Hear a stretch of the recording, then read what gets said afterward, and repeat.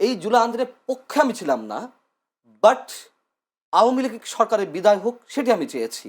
এভাবে মানে একেবারে নিজস্ব ডিজাইনে অন্য সবাইকে বাদ দিয়ে একতরফা একটা সোকল নির্বাচনের মাধ্যমে যুগের পর যুগ বা বছরের পর বছর ক্ষমতা থাকা, নিশ্চয়ই আমি সেটা চাইনি।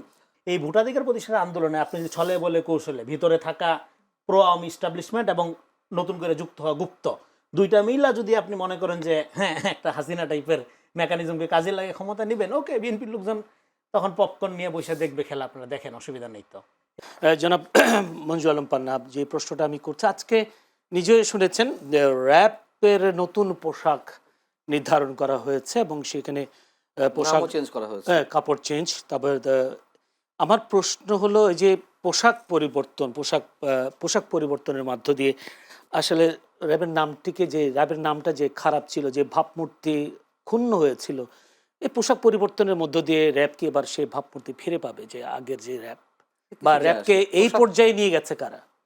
পোশাক পরিবর্তন করে কখন কোনো লাভ হয়? নতুন বোতলে পুরনো মদ ঢুকিয়ে পুলিশের পোশাকও যেহেতু কিছুদিন আগে লাভ হয়েছে কি? সে পুলিশ তার মনোবল ফিরে পেয়েছে, বরং পুলিশ তার মনোবল আরো হারিয়েছে।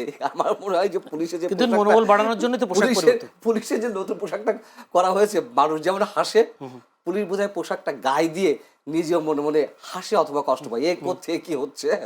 এইগুলো স্রেফ মানে এই যে টেন্ডার বাণিজ্য, নতুন নতুন পোশাক, মানে নতুন নতুন বাণিজ্য, নতুন নতুন কমিশন, এগুলো স্রেফ আর কিছু না, মানুষের দৃষ্টি অন্যদিকে নিয়ে যাওয়ার একটি চেষ্টা। এই যে আপনি প্রশ্ন করলেন, এই প্রশ্নটা করার মানে না করে অন্য বিষয় না আমরা আলোচনা করতে পারতাম। দেখুন, আপনি কিন্তু প্রশ্ন করেছেন, আপনি লজিক্যালি করেছেন, করার মতো প্রশ্ন। এইভাবেই মানুষের দৃষ্টিকে ঘোরানো হয়, এইভাবেই মানে ফোকাস যে পয়েন্টগুলো সেখান থেকে মানুষকে দূরে সরিয়ে নিয়ে যাওয়া, এগুলো আর কিছু না। র্যাবের চরিত্রে কি পরিবর্তন হবে? যদি সরকার না চায় কোনো পরিবর্তন হবে না। এবং র্যাবের ভূমিকাটাও কেমন দেখেছেন বিগত 17 বছরে? বা র্যাবকে এই পর্যায়ে নিয়ে গেল কারা? খারাপ এত তাদের ভাবমূর্তি সবাই মিলে, আওয়ামী লীগ, বিএনপি সবাই মিলে। র্যাব তো বিএনপির সময় সৃষ্টি হয়েছিল। সে র্যাবের বিরুদ্ধে অভিযোগ উঠছে জাতিসংঘের পক্ষ থেকে, বিদেশি নানান অর্গানাইজেশনের পক্ষ থেকে আওয়ামী লীগের অভিযোগ আসছে। ইসের সময় করা হয়েছিল, বিএনপির সময় করা হয়েছিল, কিন্তু তীব্রভাবে যে প্রতিবাদটা সেটি আওয়ামী লীগের সময় আসছে, মিস ইউজ করা হয়েছে, র্যাবকে ব্যবহার করা হয়েছে। দেখুন, আওয়ামী লীগ কিন্তু একবারে ফ্যাসিস্ট হয়নি। 2009-এ ক্ষমতা আসার পরে 1 বছরের মধ্যে ফ্যাসিস্ট হয়নি। তাকে ফ্যাসিস্ট হতে যারা বলছেন ফ্যাসিস্ট, সেই ফ্যাসিস্ট যদি আমি ধরেও নিই, 15.5 বছর সময় লেগেছে, একদিন তো হয়নি। র্যাবটাও এইভাবে কলুষিত হয়েছে। বিএনপির সময় হুমায়ুন আহমেদ বই লিখেছিল কালো বিড়াল সাদা বিড়াল, হলুদ হিমু কালো র্যাব, হলুদ হিমু কালো র্যাব, ও আমার কৃষ্ণ র্যাব, আমি তোমায় ভালোবাসি, তোমার অস্ত্র আমার বুকে বাজায়। ইয়ে খুব ভালো স্মরণশক্তি। তো বিষয় হচ্ছে যে র্যাব কিন্তু শুধুমাত্র আওয়ামী লীগ মিস ইউজ করেনি, বিএনপিও করেছে। এবং রনি ভাই তার স্বাধীন মতামত দিয়েছেন, আই স্যালুট হিম। বাট কথা হচ্ছে, ফ্যাসিবাদ দমনের নামে যে রাজাকারদের সাথে, মুক্তিযুদ্ধের বিরোধী চেতনার সাথে আমরা ঐক্য করছি, এটাই তো সবচেয়ে বড় ভুল। আজকে বুমেরাং হয়েছে না, জামাতের সাথে লিয়াজও করেনি, ঐক্য করেনি, অ্যালায়েন্স করেনি, সব ঠিক আছে, কিন্তু জামাতকে তো রাজনীতি করার সুযোগ করে দিয়েছে। মানে এইভাবে যেমন মির্জা ফখরুল সাহেব কি বলেছেন, শেখ হাসিনা ভারতে পালিয়ে গিয়ে আপনাদেরকেও বিপদে ফেলে গেছে, আমরাও বিপদে পড়েছি। হ্যাঁ, কেন এটা আগে ফিল করেন? নাকি এটি শুধুমাত্র ভোটের মাঠে আওয়ামী লীগের ভোটারদের টানার জন্য তিনি এই কথা বলছেন? যদি সত্যিই তিনি এটি ফিল করে থাকেন, তাহলে কেন ফ্যাসিবাদ দমনের নামে মানে যুদ্ধাপরাধীদের সঙ্গে ঐক্য করতে হচ্ছে? এবং 71-এর জামাতের সঙ্গে 24-এর আওয়ামী লীগের তুলনা করাটা আমরা বোধহয় এখানে আরো প্রচন্ড ভুল। আপনি এটা কিছু মানুষ হত্যাকাণ্ডের শিকার হয়েছে, অবশ্যই তার জন্য তার দায় সবাইকে নিতে হবে। এবং কাদের সন্তানরা হারিয়েছে আমরা? আমাদের সন্তানদেরকেই তো 2024-এ। এবং এখনো পর্যন্ত দেখুন, মানে কোনো ব্যক্তি এইভাবে পরিষ্কার করে বলে না যে 1400 মানুষ যে হত্যাকাণ্ডের শিকার হয়েছে, এই 1400 মানুষ 5 আগস্ট পর্যন্ত না, 15 আগস্ট পর্যন্ত সরকার ডিক্লেয়ার্ড যে 832 জন হত্যাকাণ্ডের শিকার হয়েছে, এখন সেটা 1400। আমরাও কথা বলে 1400। আমাদের সমস্যাগুলো হচ্ছে এখানে। আমরা মানে পার্শিয়ালি কথা বলতে গিয়ে আমরা আমাদের জাতীয় সংকটের দিকে তাকাচ্ছি না। আমি কতটুকু আওয়ামী লীগকে সাপোর্ট করতে পারেন, আপনি কতটুকু বিএনপিকে সাপোর্ট করতে পারেন, বিএনপির বিরুদ্ধে আমি কতটুকু বলতে পারি, এই প্রতিযোগিতা নেমেছি। কিন্তু দিন শেষে দেশটা যে আমাদের সবার, এটা আমরা ভুলে যাই। অতএব এই যে আজকে জামাত যে একটা মহিরুহে সোকল্ড মহিরুহে পরিণত হয়েছে, কেন এই মহিরুহে পরিণত হলো? এবং এই যে আওয়ামী লীগ আওয়ামী লীগের বিচার হোক না, কোনো সমস্যা নেই। যারা দুর্নীতি করেছে, বারবার বলি, যারা হত্যাকাণ্ডের সঙ্গে জড়িত, যারা দাতা, যারা হুকুমে আসামি, সবার বিচার হোক। কিন্তু হোল ইনস্টিটিউশনকে আপনি কিভাবে দাঁড় করাবেন অপরাধের? আপনি জামাতের বিচার করতে পারলেন না এত বছরে সংগঠন হিসেবে, যুদ্ধাপরাধী সংগঠন হিসেবে, আপনি আওয়ামী লীগের বিচার করে ফেলছেন। এবং সেই জিনিস নিয়ে আমরা এই নির্বাচনে যাচ্ছি। How funny! অতএব শুধু এই যে একটা ফ্যাশন হয়ে গেছে, আওয়ামী লীগ ফ্যাসিস্ট, আওয়ামী লীগ ফ্যাসিস্ট, আওয়ামী লীগ বড় ফ্যাসিস্ট তো এই সরকার কি না করেছে? আওয়ামী লীগ 15.5 বছরে যা করেছে, 18 মাস না, প্রথম 1 মাসেই এই সরকার করে ফেলেছে। যে ছোট ছোট প্রশ্ন দুইটা করেছেন, যেটা হচ্ছে 24-এ যে হত্যাকাণ্ড হলো সেখানে দায় সবাইকে নিতে হবে, মানে সবাই বলতে কাদের একটা। দ্বিতীয় প্রশ্ন হচ্ছে জামাতকে মহিরুহ করেছে কারা? জামাতকে মহিরুহ করেছে এই সরকারের সময়, এই সরকার প্যাট্রোনাইজ করেছে, বিএনপি করেছে। আওয়ামী লীগ ছাড়া, আওয়ামী লীগ বিহীন মাঠে রাজনৈতিক গোল দিতে চেয়েছে, এখন দেখে বিপদে পড়ে গেছে। আমি বলি, শুনুন, আওয়ামী লীগ তো জামাতকে নিয়ে আন্দোলন করেছে। আমি সে যাচ্ছিলাম, এই মুহূর্তে বিএনপি আত্মঘাতী খেলা খেলছে।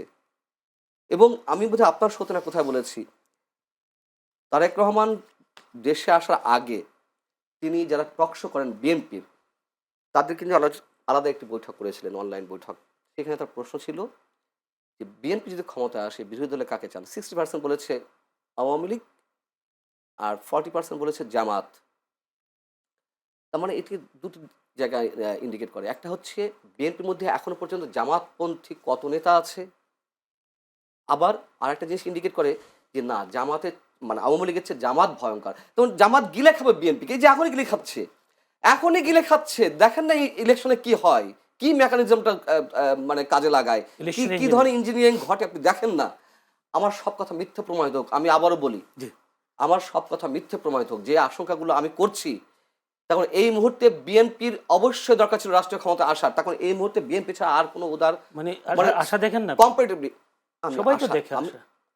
আমি বললাম যে আমি নিজে আসবো, বলতে পারেন যদিও আসে এমন হ্যাঙ্গিং অবস্থা আসবে, একটা হাং পার্লামেন্ট হবে, ঝুলন্ত পার্লামেন্ট হবে। ওই যে প্রথমে বললাম, স্বস্তিতে রাষ্ট্র পরিচালনা করতে পারবে না।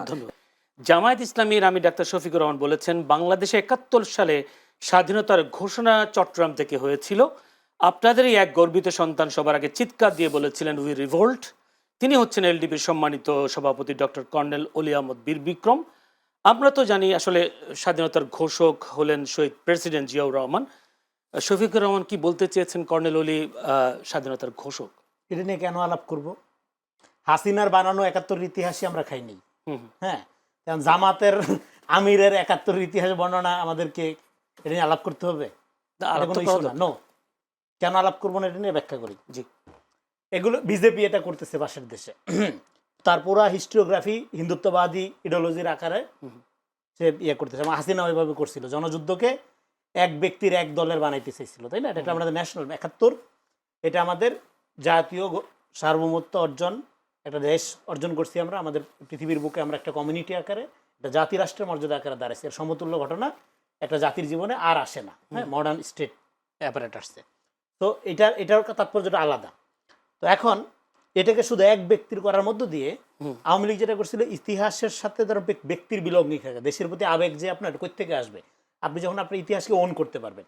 কিন্তু হাসিনা এমন জায়গায় নিয়ে গেছিল যে আওয়ামী লীগ ছাড়া ইতিহাসে আর কারো ওনারশিপ নেই। তো বিচ্ছিন্নতা এইভাবে তৈরি হয়। একই জিনিস দেখেন আবার কর্নেল অলির ব্যাপারটা। এই কর্নেল অলি বীর মুক্তিযোদ্ধা, অসামান্য, অসাধারণ ঐতিহাসিক ভূমিকা, অমর ভূমিকা। কিন্তু অমর ভূমিকা থাকলেও ব্যক্তির ভূমিকা চেঞ্জ হয়। যেমন আপনি আপনার সন্তানের কাছে বাবা, আপনার মার কাছে সন্তান, আপনার স্ত্রীর কাছে স্বামী। ফলে আপনার সন্তান কিন্তু আপনাকে, হ্যাঁ, আপনার বাবা যেভাবে ট্রিট করে সেভাবে ট্রিট করে না। হ্যাঁ, তো ফলে 71-এ তার যে ভূমিকা সেটা আমরা অন্যভাবে ট্রিট করবো। এর পরবর্তী ওনার যে ভূমিকা, সেখানে দেখেন একসময় বিএনপি এবং জামাত যখন তারা রাজনৈতিক অ্যালায়েন্স করলো, হ্যাঁ, জোটের রাজনীতিতে যখন বিভক্ত হয়ে যাচ্ছিল দেশ আওয়ামী লীগের ওই সময়টায়, আওয়ামী লীগকে ডিফিট করার জন্য, তখন কিন্তু অলি এই জামাত প্রশ্নে আপত্তি তুলে দল ত্যাগ করছিল। আজকে জামাতের তিনি একটা ত্রাণ করতে হয়ে গেছে। এর আগে কিন্তু জামাত হলো জাতির পিতা খুঁজে, এর আগে মেজর ডালিমকে খুঁজছিল, এখন অলিকে বানাচ্ছে। হ্যাঁ, তো এই যে জাতির পিতা খোঁজার সিনড্রোম, এটা আওয়ামী সিনড্রোম। তো ফলে এই ধরনের জিনিসকে এঙ্গেজ করলে আওয়ামী লীগের জামাত এপিটুপিট বলতে অবশ্যই এটা অল্টার ইগো, একটা অল্টার ইগো। এই যে পান্না ভাই আলাপ করলো হ্যাঁ, এই যে দেখেন একেবারে আওয়ামী লীগের যা যা উনি তো বলছেন যে বিএনপি জামাতকে মহিরীয় করে তুলেছে। নো, আওয়ামী লীগ করছে এটা। হ্যাঁ, একদম আওয়ামী লীগ এটা প্রপারলি ডিল না করে, হ্যাঁ, একদম এই যে অ্যাগ্রেসিভ, যখন আপনি অ্যাগ্রেসিভ হবেন, আগ্রাসন চালাবেন, এবং এই ধরনের ক্যাডার ভিত্তিক ইডিওসেন্ট্রিক রাজনীতি অলওয়েজ রুটেড হয়ে যাবে। জামাত যেটা হয়েছে, তার মানে কি আওয়ামী লীগ করেছে মহিরু? Definitely Awami League properly deal করে নাই তো। আওয়ামী লীগের জামাত সাথে তো জোট ছিল না। জোটের জন্য না তো, প্রপারলি ডিল করেনি, কিন্তু আবার প্রপারলি ডিল তো বিএনপিও করেছে, জামাতের সঙ্গে অ্যালায়েন্স করে সরকার সেটা গঠন করেছে, তাই সেই না? অ্যালায়েন্সটা ওই সময়ের প্রেক্ষাপটে জামাত আওয়ামী লীগের সাথে যাচ্ছে, বিএনপির সাথে যাচ্ছে, এরশাদের সাথে যাচ্ছে। আওয়ামী লীগ জামাতকে ব্যবহার করেছে, যুগপৎ আন্দোলন করেছে 96 আগে এই পর্যন্তই। তা বিএনপি কি করছে? বিএনপি জামাতের রাজনীতি নিয়ে সরকারই নিয়েছে, বিএনপি জামাতকে সরকারই নিয়ে আরে বাবা, এসেছে। জামাত তো বিএনপিকে আওয়ামী লীগকে ক্ষমতায় আনছে 96 সালে আন্দোলন করে, আর ও তো ক্ষমতার পার্টে নিচ্ছে, দুচ্ছে তো আকাশ পাতাল ক্ষমতা তফাৎ। নিয়ে আসছে কে বলছে? তারা যুগপৎ আন্দোলন করেছে, আন্দোলনের কেয়ারটেকার গভর্নমেন্ট, ওইটার ফসলই তো আওয়ামী লীগ ক্ষমতায় আসছে। সেটা আপনি বলতে পারেন, তাহলে ওটা আরো ডেঞ্জারাস, কিন্তু মন্ত্রিসভায় তো আর নাইনি। আরো ডেঞ্জারাস, পুরা ক্ষমতায় নিয়ে নিচ্ছে আওয়ামী লীগ। 96 আওয়ামী লীগ ক্ষমতায় আসার কথা না। সো আপনি এই যে ধরেন আরেকটা হলো কি, এই যে ধরেন এই যে বাইনারি আকারে দেখা, হ্যাঁ, জামাত বনাম এখন বিএনপি, আগে ছিল আওয়ামী লীগ বনাম বিএনপি, এখন যেটা হচ্ছে, হ্যাঁ, আওয়ামী লীগ এবং আপনার জামাত একটা আরেকটার অল্টার ইগো। আমি বলি সতীনের সক্ষতা। জামাত আওয়ামী লীগের মতো সর্বব্যাপী হইতে চাচ্ছে, যে মহিরু হয়ে উঠছে বলতেছে, আর আওয়ামী লীগ চাইছে জামাতের মতো সুশৃঙ্খল হইতে সারা জীবন। এই দুইটা দলে দুইটা হলো ল্যাকিংস।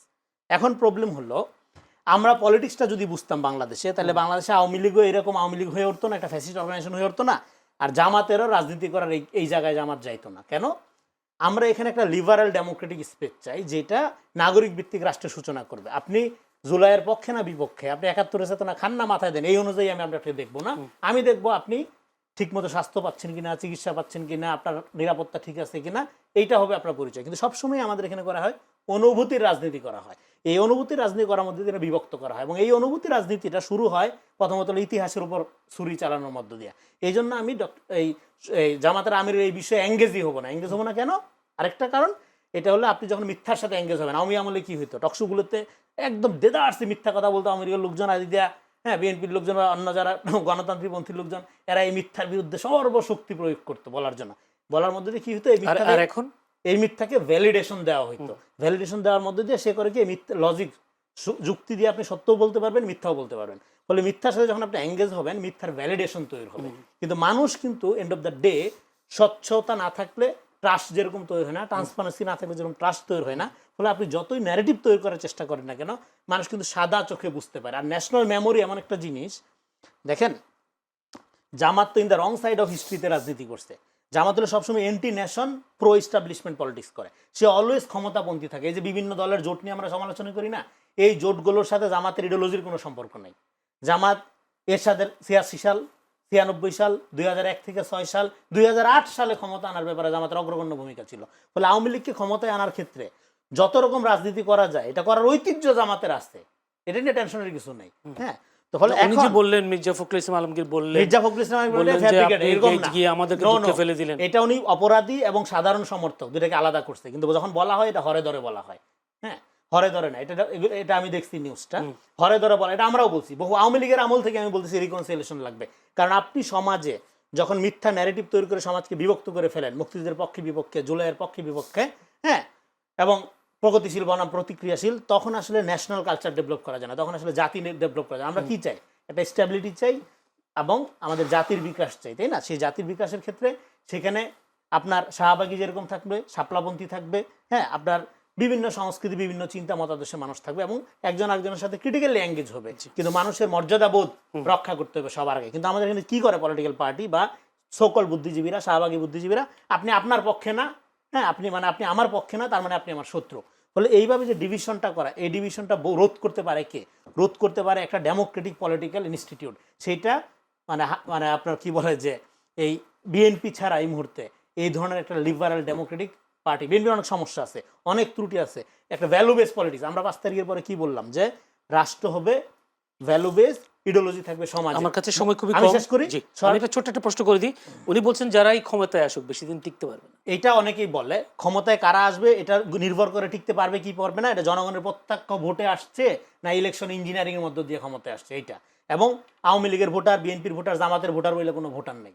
Voter itself voter. আপনি যদি আগেই ক্যাটাগরি করে ফেলেন যে ও আওয়ামী লীগের ভোটার, ও বিএনপির ভোটার, তার মানে আপনি পিপল এজেন্সিকে নাই করে দিচ্ছেন। জি। ফলে ভোটারকে ক্যাটাগরাইজ করা যাবে। বাস্তবতা, এটা বাস্তবতা। ডেফিনেটলি আমি বাংলাদেশ তো শেষ দুই ভাগে করি। বিভক্ত। নো বাংলাদেশ বহুভাগে বিভক্ত। বহুভাগে বিভক্ত, মেজরলি মেজরলি না, আমরা শেষ করি। ধরেন আপনি, এটা ডেমোক্রেটিক বিউটি কি জানেন? ডেমোক্রেটিক বিউটি হলো আপনি আওয়ামী লীগ করলেও, আপনি বিএনপি করলেও, জামাত করলেও, ভোটের আগ পর্যন্ত আমি আপনাকে আওয়ামী লীগ ভোটার, বিএনপির ভোটার, জামাত ভোটার আগে আইডেন্টিফাই করব না। করলে কি হবে? করলে আপনাকে ম্যানুভারিং করা সহজ হবে। জনগণ বলবো, সবসময় জনগণ বলবো। কিন্তু আমরা রাজনৈতিক দলগুলো তো দেখি না, সবাই তো এটা তো ক্রাইসিস আমাদের। কিন্তু আপনি যখন এভাবে বিভক্ত করবেন, ভোটারকে বিফোর ইলেকশন আপনি যখন বিভক্ত করবেন, তখন আসলে আপনি ডেমোক্রেসি মিন করেন না, আপনি আপনার দল ভারী করতে, মানে আপনার এই বক্তব্য লালন করে কিনা রাজনৈতিক দল, এটা আমি জানবো না। ধন্যবাদ জনাব মঞ্জুর আলম পান্না। যদি এভাবে বলি, উনি একটা অভিযোগ করে শাহবাগের বুদ্ধিজীবীরা বারবার এই ধরনের কিছু কিছু জিনিস উত্তোলন করে যেগুলোর কারণে ডিভাইডেশনের বিষয়টা আসে। আপনি যদি শাহবাগ শব্দটা আসবে কেন? শাহবাগে বুদ্ধিজীবী বলতে আমি কিছু বুঝিনি। শাহবাগে বুদ্ধিজীবী, এখন শাপলা চত্বরে বুদ্ধিজীবী, শাহবাগে বুদ্ধিজীবী, তাহলে বুদ্ধিজীবী আসলে কারা? ক্লাসিফিকেশনটা এইভাবে হচ্ছে কেন? এখন উনি কিন্তু শাপলাপন্থী, রনি ভাইয়ের শাপলাপন্থী বুদ্ধিজীবী বলেছেন, শাহবাগী বুদ্ধিজীবী বলেছেন, মানে একটা জামাতপন্থী, একটা আওয়ামীপন্থী। তাহলে বিএনপিপন্থী বুদ্ধিজীবীকে আমি বাদ দেবো কেন? বিএনপির মধ্যে কোনো বুদ্ধিজীবী নাই। বিএনপির বুদ্ধিজীবী বুদ্ধিজীবী নাই, আমরা বিএনপি বুদ্ধিজীবী, ঠিক আছে, আত্মশিক্ষিত বিএনপি পন্থী বুদ্ধিজীবী। না, এটা একটু ক্লারিফিকেশন। বিএনপি পন্থী বুদ্ধিজীবী, কারণ বিএনপি কোনো ইডিওসেন্ট্রিক দল না। আপনি বাংলাদেশ পন্থী হবেন, যে বাংলাদেশ পন্থী দল, এই কথাটা ভালো লাগে। বিএনপির কোনো কবি সাহিত্যিক বুদ্ধিজীবী দরকার নেই। এটি তো বিএনপি এরকম দল না, এটা তো আমি জনগণের দল। রনি ভাইকে একটু খোঁচা দিয়ে কথা বললাম, এটা তো বাস্তবতা। দেখুন, আমি শাহবাগী বুদ্ধিজীবী বলি না, ওই শব্দটা অনেকে গালাগালি পর্যায়ে নিয়ে গেছে বা ওইভাবে ইউজ করতেছে এখন, আগে ছিল না, সাম্প্রতিক সময়টি হয়েছে। আমি তো শাহবাগে গেছি, আমি তো গণজাগরণ মঞ্চে গেছি, আমি তো যুদ্ধাপরাধী বিচার চেয়েছি, আমি তো আপনি কি ফাঁসি চাইছেন না বিচার চাইছেন? বিচার চেয়েছি রাইট। আমি, এবং এই যে জুলাই আন্দোলন, এই জুলাই আন্দোলনের পক্ষে আমি ছিলাম না, বাট আওয়ামী লীগ সরকারের বিদায় হোক সেটি আমি চেয়েছি। এইভাবে মানে একেবারে নিজস্ব ডিজাইনে অন্য সবাইকে বাদ দিয়ে একতরফা একটা সোকল নির্বাচনের মাধ্যমে যুগের পর যুগ বা বছরের পর বছর ক্ষমতা থাকা, নিশ্চয়ই আমি সেটা চাইনি। সো শাহবাগে বলাতে আমি তুমুল আপত্তি জানাই। এখন বিষয় হচ্ছে যে, হ্যাঁ ঠিকই তো, সেই বুদ্ধিজীবীরা কোথায়? আওয়ামীপন্থী যে বুদ্ধিজীবীরা ছিল, যারা দিনদার 15 বছর মুক্তিযুদ্ধের কথা বলতে বলতে মুখে ফেনা তুলে ফেলেছেন, সেই বুদ্ধিজীবীরা কোথায়? লুকিয়ে আছে, পালিয়ে আছে, তাদের সপক্ষে যে যুক্তি দেওয়া হচ্ছে পেলে মেরে ফেলবে, হ্যাঁ এটা সত্য কথা।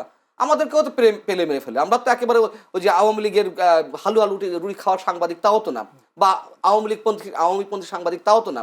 কিন্তু তারপরে সত্য কথা বলার কারণে এখন মবের হুমকি দিচ্ছে, মেরে ফেলা হুমকি দিচ্ছে, জেলে নিয়ে যাওয়া হয় হয়তো। কিন্তু আমরা এখন যে কথাগুলো বলছি সেগুলো হয়তো কোনোভাবে আওয়ামী লীগের পক্ষে চলে যাচ্ছে, এই সরকারের বিরুদ্ধে কথা বলতে গিয়ে আওয়ামী লীগের পক্ষে চলে যাচ্ছে, কিন্তু বাস্তবতা তো এটি, সত্য আপনাকে বলতে হবে। যাও, সেই বুদ্ধিজীবী। নতুন প্রশ্ন করি, প্রশ্নটা হচ্ছে এই প্রশ্ন নির্বাচন তো আপনি বারবার আমার এখানেই বলেছেন, নির্বাচন হবে কি হবে না, আমি নির্বাচন আগের রাত্রেও কনফিউজ থাকবো। আমি নির্বাচন আগের রাত্রেও, কালকে যদি 12 তারিখ হয়, আজকে 11 তারিখ রাত, আমি 11 তারিখ রাতেও কনফিউজ থাকবো। কেন তৈরি হচ্ছে সংখ্যা? নানান ধরনের খেলা চলছে, এবং এই খেলাগুলো সম্বন্ধে আপনিও জানেন। এখানে পরাশক্তি খেলাগুলো আছে, এখানে ডক্টর ইউনূস হিমসেলফ তার নিজের একটা খেলা আছে, সরকারের একটা খেলা আছে, জামাতের খেলা আছে, বিএনপি, আমাদের সিনিয়র সাংবাদিক আজিজ ভাই উনি একটা শব্দ বলেন, আমি এখানে উচ্চারণ করতে চাচ্ছি না, মানে খারাপ শব্দ না, ইনফর্মাল শব্দ, মানে আমি একটু সংশোধন করেই বলি, ফাটা বাসে চিপায় পড়ছে, উনি এই কথা বলেন, আমি তার সঙ্গে বিএনপি পুরোপুরি একমত। আমি 15 মাস আগে, এই সরকারের বয়স তো 18 মাস হয়ে গেল, আমি 15 মাস আগে থেকে বলছি বিএনপির উচিত কেয়ারটেকার গভর্নমেন্টের অধীনে নির্বাচন চাওয়া, ডক্টর ইউনূসের অধীনে কোনো নির্বাচন নয়। আচ্ছা আপনি বলেন তো, আপনি অ্যাঙ্কর, আপনার মতামত দেওয়ার সুযোগ নেই, তারপর আমার আগ্রহ থেকে আমি বলছি ডক্টর ইউনূস নিরপেক্ষ, এই সরকার নিরপেক্ষ? যদি নিরপেক্ষ না হয়ে থাকে তাহলে সেই সরকার অধীনে নির্বাচন হয় কীভাবে? এবং যতগুলো সিমটম দেখা যাচ্ছে, যদি আল্লাহর কোনো স্বয়ং সৃষ্টিকর্তা থেকে কোনো ঐশী বাণী নাজিল না হয় ডক্টর ইউনূসের কাঁধে, তাহলে এই নির্বাচন সুষ্ঠু নিরপেক্ষ হওয়ার কোনো লক্ষণ নেই। চ্যালেঞ্জ করে যাচ্ছি, খোদ সৃষ্টিকর্তার ঐশী বাণী নাজিল হতে হবে ডক্টর ইউনূসের উপরে। উনি দাঁড়িয়ে বলবেন তরুণদের মধ্য থেকে অনেকে এমপি নির্বাচিত হবেন, উনি তরুণদের দল মানে এনসিপির ভিতর থেকে কেউ শিক্ষামন্ত্রী, উনি তো গভর্নমেন্ট ফর্ম করে দিচ্ছেন, তা এই লোক কিভাবে নিরপেক্ষ হয় আমি তো বুঝলাম না। এবং তার যে আরো পার্সিয়াল যে চিন্তা ভাবনা যেসব কর্মকাণ্ড, তা তো একটা দল এই যে গণভোট, এ তো এনসিপি এবং জামাতের দাবি ছিল হুম। এবং যে প্রক্রিয়া এগোচ্ছে সবই এনসিপি এবং জামাতের ডিজাইন অনুযায়ী। অতএব ডক্টর ইউনূস সাহেব তার অধীনে আমাকে যদি আপনি বলেন যে আপনাকে মেরে ফেলা হবে, ডক্টর ইউনূসের অধীনে মানে নিরপেক্ষ নির্বাচন হবে, এই কথাটা আপনি বলেন, আমি মৃত্যুকে বেছে নেব, তাও ওই কথা আমি বিশ্বাস মানে করতে চাই না, ওই কথা বিশেষ উচ্চারণ করে করব আমি না। একটা প্রশ্ন করি, গণভোটের বিষয়টা যেহেতু এসছে, গণভোটে যদি হ্যাঁ জিতে জনগণের প্রথমে কি উপকার হবে, প্রথম একটা প্রশ্ন। দ্বিতীয় হচ্ছে যদি হ্যাঁ ভোট জিতে যায়, ডক্টর ইউনূসের সরকার কি দীর্ঘায়িত হওয়ার সম্ভাবনা আছে কিনা? তার একটা ব্যাখ্যা সরকারের প্রেস উইং থেকে দেওয়া হয়েছে, মানে প্রধান উপদেষ্টার প্রেস উইং থেকে দেওয়া হয়েছে, যা বলা হচ্ছে হ্যাঁ না তার না, এগুলো কিছু না। আসলে এই সরকার গণপরিষদ কি জাতীয় সংসদের সদস্য এবং একই সঙ্গে সংবিধান সংস্কার পরিষদের সদস্য হিসেবে কাজ করবে। আচ্ছা, তারা কয়টা বিষয়ে ওথ নেবে? একই সঙ্গে সংবিধান সংস্কার পরিষদের সদস্য এবং জাতীয় সংসদ সদস্য হিসেবে ওথ নেবে। সেই ওথের শর্ত কি থাকবে? তারা যতই ব্যাখ্যা দিক না কেন, যদি দিন শেষে এই যে এখন যেমন চোখ পাল্টি দিয়ে দিল যে আগে বলেছে সংবিধান ছুঁড়ে ফেলতে হবে, এখন সংস্কার, আর সংস্কার কি এতদিন কি সংস্কার হয়েছে? আমরা যে বিশ্বাস করব যে হায়ের মাধ্যমে সংস্কার হবে, ডক্টর ইউনূস কি সংস্কারের একটা এক্সাম্পল তৈরি করেছেন 18 মাসে? তিনি রাষ্ট্রপতি প্রধানমন্ত্রীর মধ্যকার যে ভারসাম্য আনার চেষ্টা করছেন বা সংস্কারের কথা বলা হচ্ছে, তিনি তো নিজেই কোনো দিয়ে গুতা দিয়ে রাষ্ট্রপতিকে এক কর্নারে ফেলে দিয়েছেন, বর্তমান রাষ্ট্রপতি। তার নিজের মধ্যেই তো সংস্কারের কোনো চিন্তা ভাবনা নেই। তিনি রাষ্ট্রপতি মুখ দেখেন না, তিনি রাষ্ট্রপতির সাথে কথা বলেন না, তিনি রাষ্ট্রপতির ছবি নামিয়ে ফেলেন বিদেশি সব মিশন থেকে। তাহলে কি সংস্কার তিনি আশা করছেন? এবং মানুষের স্বাধীন মতামত ব্যক্ত করার যে সংস্কারের কথা বলা হচ্ছে, যে মানুষ স্বাধীনভাবে ভোট দিতে পারবে, ইয়ে করতে পারবে, বা সংস্কারের অংশ হিসেবে মানুষকে তো ইম্পোজ করা হচ্ছে সরকারি কর্মকর্তাদের। আপনি নির্বাচনের পরিচালনা যাবেন, এটি সংস্কারের অংশ। হ্যাঁ, পরে আবার বিড়ালের মতো লেজ গুটিয়ে নিল কেন? যখন নির্বাচন কমিশন বললো যে না, সরকারি কর্মকর্তা নির্বাচন পরিচালনা চালাতে পারবে না, তখন আবার কেন বাঘের হুঙ্কাটা মিউর মতো, মানে বিড়ালের মতো মিউ কণ্ঠ হয়ে গেল? তামাশা, ফাজলামো। জি, ধন্যবাদ আপনাকে। জনাব রেজাল কবির রনি, যদি এইভাবে বলি, এইবারের নির্বাচনে বিএনপি ফাটা বাঁশের চাপায় পড়েছে, এই প্রশ্নটা কি বিএনপির ব্যাপারে হাসিনার যে প্রেডিকশন, হাসিনা যেভাবে আন্ডারমাইন করছে, এখনো একটা গ্রুপ এইভাবে আন্ডারমাইন করে বিএনপিকে। এটা করা একটা স্বভাব, কারণ হলো বিএনপির কোনো বুদ্ধিজীবী নাই, বিএনপির কোনো ন্যারেটিভ পলিটিক্স নাই। হ্যাঁ, বিএনপি শুধু আছে হলো মানে বিপুল জনসমর্থন, নেতাকর্মীদের অনেক সমস্যা সব আছে, এই কারণে বিএনপিকে আন্ডারমাইন করা এটা খুব স্বাভাবিক। এটাকে আমি খুবই মঞ্জুরুল করিম পান্না, মঞ্জুরুল পান্না এটা আন্ডারমাইন করছেন, মানে অবশ্যই আন্ডারমাইন করছে। বিএনপি জানে, ধরেন হাসিনার আমলে যে ইলেকশনগুলো, এগুলো বিএনপির পক্ষে মানুষ রায় দিয়েছে হাসিনা ইলেকশন বর্জন করার মধ্য দিয়ে বিভিন্ন সময়। ফলে বিএনপি এখানে ক্ষমতায় যদি যাইতে চাইতো 5 তারিখে ক্ষমতা সাদা হয়েছিল, কিন্তু বিএনপিকে যায়নি। ফলে এখানে বিএনপি যে সংগ্রামের মধ্যে আছে, এটা হলো ভোটাধিকার প্রতিষ্ঠার সংগ্রাম। ঐকমত্যের সরকার কথা বলা হয়েছিল, এককভাবে ক্ষমতা আসার কথা বলা হয়। ঐকমত্যের সরকার লিড দিবে কে? বিএনপি, ক্ষমতা শক্তি নিয়ে। হ্যাঁ, তো এবং তারেক রহমানকে অফার করা হয়েছিল প্রধান হওয়ার জন্য। যাই হোক, তো আপনার সে যেহেতু নেয় নাই ক্ষমতা, তার উদ্দেশ্য ছিল 18 বছর ধরে সে যে আন্দোলন আছে, ভোটাধিকার প্রতিষ্ঠার আন্দোলন। এইবার এই ভোটাধিকার প্রতিষ্ঠার আন্দোলনে আপনি ছলে বলে কৌশলে ভিতরে থাকা প্রো আওয়ামী ইস্টাবলিশমেন্ট এবং নতুন করে যুক্ত হওয়া গুপ্ত, দুইটা মিলা যদি আপনি মনে করেন যে হ্যাঁ একটা হাসিনা টাইপের মেকানিজমকে কাজে লাগে ক্ষমতা নেবেন, ওকে, বিএনপির লোকজন তখন পপকর্ন নিয়ে বসে দেখবে খেলা, আপনারা দেখেন, অসুবিধা নেই। তো এখানে ভোটাধিকার দেখেন, ইলেকশন রিগিং করা খুবই সহজ, কারণ এই মেকানিজমটা হাসিনা তৈরি করে থেকে গেছে, উনি ঠিকই বলছে। কিন্তু এখানে মূল কাজটা কি? আমাদের ভোটাধিকার প্রতিষ্ঠা করা। এই জন্যই তো জনগণ লম্বা সময় ধরে আন্দোলন করছে, এই জন্যই তো গণ অভ্যুত্থান, হাসিনার এই পরিণতি, তাই না? ফলে এটাকে যারা আন্ডারমাইন করবে, তাদের পরিণতি হাসিনার চেয়ে ভিন্ন হবে, এটা আপনি আশা করেন কিভাবে বা মনে করেন কিভাবে? সেটা নিয়ে এত অরিড হওয়ার কিছু নেই। জি, একটা প্রশ্ন, সেটা হয়তো শেষ প্রশ্ন হইতে পারে। আওয়ামী লীগের সমর্থকরা তো এখনো বাংলাদেশে আছে, এবং এই আওয়ামী লীগের ভোটগুলো আসলে কাদের পক্ষে যাবে? একটা হলো আওয়ামী লীগের যারা অপরাধী তাদেরকে বিচার করা, মামলা বাণিজ্য না করা, তাদের হয়রানি না করা, আওয়ামী লীগ সমর্থন করাটা মানেই অন্যায়কারী, এইভাবে পোর্ট্রেট না করা, এটা খুব দ্রুত দরকার। আরেকটা হলো রিকনসিলিয়েশন, আমি যেটা বলতেছি, এটা নির্বাচন, এবং এই নির্বাচনটা একটা বড় রিকনসিলিয়েশন হিসেবে কাজে লাগবে। কারণ লোকালি দেখবেন যে আওয়ামী লীগ, বিএনপি, জামাত, জাতীয় পার্টি যাই করে একটা সম্পর্কের মধ্যে দিয়ে আমরা আবদ্ধ, সামাজিকভাবে ইয়া থাকে। ফলে মানে আপনার এই নির্বাচনের পরে আর এই জিনিসটা এরকম থাকবে না, সাধারণত থাকে না। হ্যাঁ, আরেকটা হলো যে আপনার রিয়েলি যদি ধরেন আওয়ামী লীগ কীভাবে পলিটিক্সে ফেরত আসবে বা আওয়ামী লীগ কী পলিটিক্স করবে, এটা আওয়ামী লীগের ব্যাপার, এটা আমরা জানি না। হ্যাঁ, এবং এটা নিয়ে আমাদের কত আগ্রহ নেই। কিন্তু মুশকিল যেটা হলো সেটা হলো বিশাল একটা অংশ এটা নিয়ে বিএনপির পক্ষ থেকে আগ্রহ নেই। এটা আওয়ামী লীগের আগ্রহ করতে হবে, যা বিশাল পোস্ট আওয়ামী লীগের রাজনীতি অন্যজন করে দিবে এসে। না, ভোট দেওয়ার ক্ষেত্রে বলছি। আওয়ামী লীগ ফ্যাসিস্ট, তার রাজনীতি নিয়ে আগ্রহ নেই, কিন্তু জামাতের রাজনীতি নিয়ে আগ্রহ থাকবে আমাদের। এটা আপনার আগ্রহ থাকতে পারে জামাতের রাজনীতি, আমার আগ্রহ হইলো শুধু বিএনপি ভোটাধিকার। শুধু বিএনপি না, রাজনীতি করবে। আমার আগ্রহ হইলো ভোটাধিকার নিয়ে। হ্যাঁ, কথাটা আমি শেষ করি।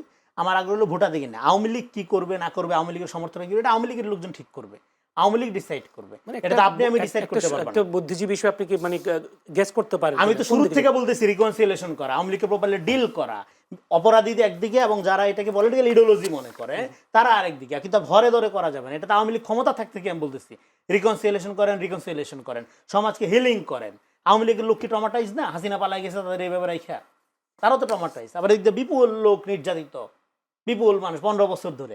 ফলে দুই ট্রমাটাইজ লোকের মধ্যে একটা মুখোমুখি অবস্থান রেখে, একটা যুদ্ধাঙ্গী অবস্থা রেখে, একটা ঘৃণার সংস্কৃতি রেখে, মাঝখান দিয়া নন পলিটিক্যাল শক্তি এবং পলিটিক্যাল প্রক্সি, আল্ট্রাফেসিস শক্তি, হ্যাঁ, এগুলো ক্ষমতার ভাটোয়ারের দিকে নিয়ে যাওয়ার যে প্রক্রিয়া, এটা টোটাল জাতিকে একটা ডেঞ্জার জোনে ফেলে দিচ্ছে। কিন্তু ফেলে দিলেও সুবিধা যেটা, সেটা হলো মানুষ পলিটিক্যালি কনসাস হয়ে গেছে এই আপরাইজিং এর মধ্য দিয়ে, এবং মানুষ জানে কিভাবে এটা প্রোটেক্ট করতে হয়। হাসিনাকে ইন্ডিয়া মদত দিয়ে যেরকম অন্যায় করছে, আপনি যদি একইভাবে মনে করেন আমেরিকা আপনাকে মদত দিয়ে এখানে টিকায় রাখবে, ক্ষমতায় আনবে, সেটার জবাব কিভাবে দিতে হয় মানুষ জানে। ধন্যবাদ আপনাকে, অসংখ্য ধন্যবাদ।